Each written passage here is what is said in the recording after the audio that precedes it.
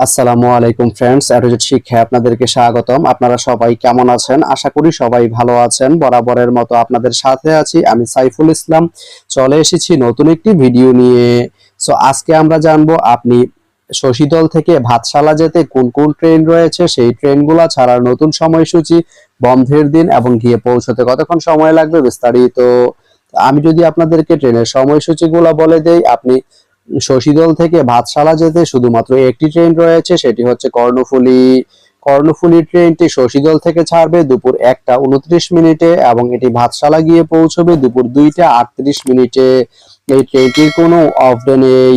তো আপনি শশীদল থেকে ভাতশালা যেতে এই কর্ণফুলী ট্রেনটি ব্যবহার করতে পারেন। তো ভিডিওটি কেমন লাগলো অবশ্যই কমেন্ট করে জানাবেন।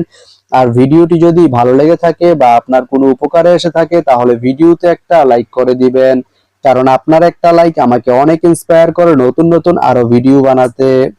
তো ধন্যবাদ সবাইকে ভিডিওটি এতক্ষণ ধৈর্য ধরে দেখার জন্য। ভালো থাকবেন, সুস্থ থাকবেন, অ্যাডোজেট শিক্ষার সঙ্গেই থাকবেন।